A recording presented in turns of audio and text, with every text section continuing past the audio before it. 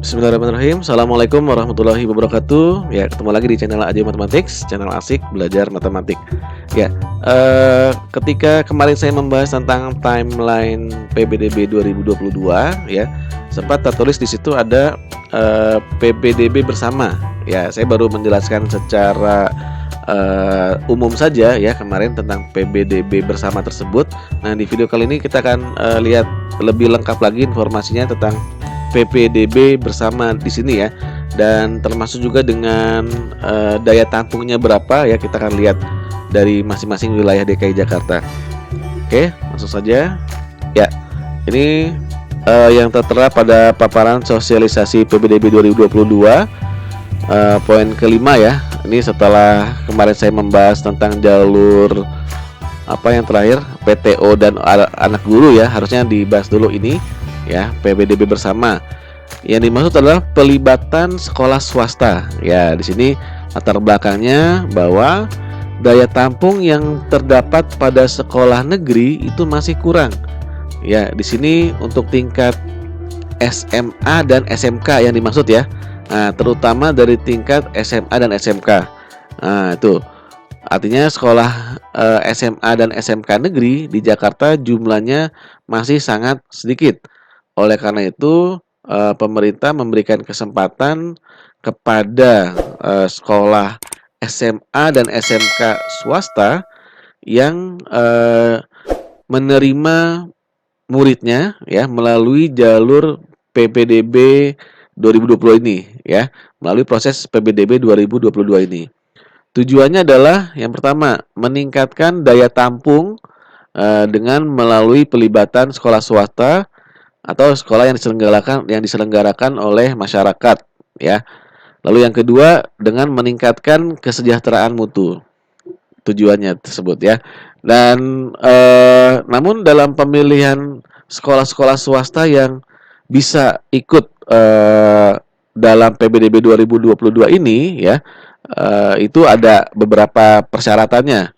Yang pertama adalah kriteria SMA dan SMK yang terlibat dalam PPDB bersama itu harus memiliki indeks kualitasnya adalah 40 sampai dengan 90 ya, yang diukur dari output sekolah, kualitas guru, akreditasi dan juga kualitas sarana dan prasarana. Jadi tidak sembarang sekolah swasta juga yang bisa ikut dalam proses PPDB bersama ini. Lalu yang kedua, daya tampung sekolah PBD bersama itu paling banyak 50 siswa. Oke, dibatasi ya, dibatasi. Setelah kriteria yang pertama tadi terpenuhi, lalu yang kedua jumlahnya maksimal hanya 50 siswa saja ya yang bisa diikutkan dalam proses PPDB bersama ini. Lalu yang berikutnya, bagaimana syarat dan ketentuan untuk si calon peserta didik barunya? Nah, kalau tadi syarat untuk sekolah swastanya ya. Nah, ini yang berikutnya syarat untuk calon peserta didik barunya. Yang pertama adalah peserta yang dapat mengikuti PPDB bersama itu adalah, oh ini khusus ya, untuk yang pertama pemegang KJP Plus sekaligus PIP atau Program Indonesia Pintar yang berdomisili di DKI Jakarta. Oke, jadi kalau yang nggak punya KJP atau nggak ikut dalam program PIP, tidak dapat ikut dalam PPDB bersama ini. Nah, ini hal ini dikarenakan nanti ketika sudah terseleksi ya, sudah diterima ikut dalam PPDB bersama ini dan dinyatakan lolos, itu peserta didik baru tersebut akan menerima pembiayaan dari negara, alias sekolahnya dibiayai oleh negara. Walaupun sekolahnya di swasta, tetapi dibiayai oleh negara, alias gratis ya, seperti itu. Terus yang kedua, bagi calon peserta didik yang diterima, oh ini tadi ya sudah saya sebutkan ya. Yang kedua, bagi calon peserta didik yang diterima di sekolah swasta melalui PPDB bersama itu mendapatkan pembiayaan untuk uang pangkal dan SPP selama 3 tahun. Oke ya, alhamdulillah ya. Nah, lalu yang ketiga, selama 3 tahun itu juga peserta didik pada PPDB bersama tidak boleh dipungut biaya apapun ya. Jadi dianggap sama seperti murid-murid yang lain, tetapi ada keistimewaan, itu dibiayai oleh negara selama 3 tahun dan tidak boleh dipungut biaya apapun. Oke, itu.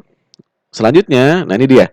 Jumlah sekolah PPDB bersama tahun 2022. Untuk jenjang SMA, oh ini tahun sebelumnya 89 sekolah saja ya. Di tahun 2022 ini akan diikutkan ada 108 sekolah ya, dengan daya tampungnya adalah 3.500 secara total ya. Jadi bisa dibilang untuk pemegang KJP Plus dan PIP ini salah satu kesempatan juga ya untuk bisa mengikuti seleksi dengan jalur PPDB bersama. Lalu berikutnya untuk yang SMK, tahun lalu SMK belum ada ya, belum ada sekolah SMK swasta yang terlibat dalam PPDB bersama. Di tahun ini ada sebanyak 152 sekolah. Alhamdulillah ya, ada peningkatan banyak sekali ya bisa dibilang, dengan daya tampungnya adalah 3.409 orang, sehingga total daya tampung SMA SMK yang ikut dalam PPDB bersama ini itu sebanyak 6.909 orang ya daya tampungnya. Ya, ini berikutnya adalah rekap daya tampung SMA PPDB bersama berdasarkan wilayahnya masing-masing, mulai dari Jakarta Barat. Ini ada JB1 ya, Jakarta Barat 1, Jakarta Barat 2, JP1, JP2, JS1, JS2, JT1, JT2, dan JU1, JU2 ya. Ini wilayah masing-masing di Jakarta. Kalau tahun yang lalu untuk Jakarta Barat 1 hanya 13 sekolah ya. Lalu di tahun ini bertambah 2 sekolah sehingga menjadi 15 sekolah yang bergabung dalam PPDB bersama di Jakarta Barat.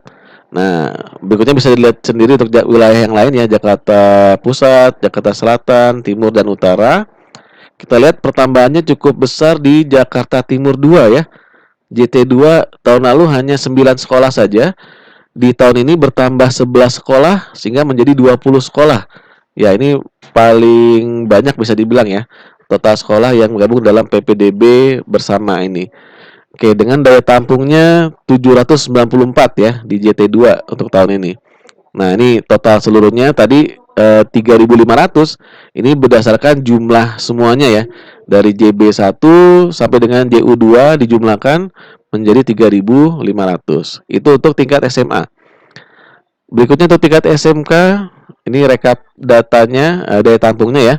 Sama ya dengan 10 wilayah yang ada. Tahun lalu belum ada ya SMK ya. Nah, tahun ini ada SMK, sehingga yang tadi 152 sekolah SMK yang terlibat dalam PPDB bersama ini bisa dilihat di tabel ini ya. Dengan daya tampungnya total adalah 3.409. Ya, bisa dibilang tidak jauh berbeda ya antara SMA dan SMK.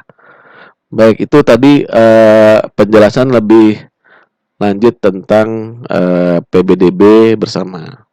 Ya, demikian penjelasan lebih rinci tentang PPDB bersama ya. Jadi kesimpulannya adalah PPDB bersama ini memberikan kesempatan pada calon peserta didik baru ya yang pemegang KJP Plus dan juga PIP ya. Dan ini kalau kita ingat-ingat lagi mirip seperti pada jalur afirmasi prioritas pertama ya. Dan kita lihat tadi ada peningkatan untuk jumlah sekolah yang terlibat ya. Alhamdulillah nih bisa memberikan kesempatan pada saudara-saudara kita yang ingin masuk ke SMA atau SMK ya, yang pemegang KJP Plus dan PIP untuk bisa mendapatkan pembiayaan dari negara, bersekolah di swasta tetapi dibiayai oleh negara. Baik, demikian untuk video kali ini ya. Terima kasih sudah menyaksikan. Sampai ketemu di video berikutnya. Assalamualaikum warahmatullahi wabarakatuh.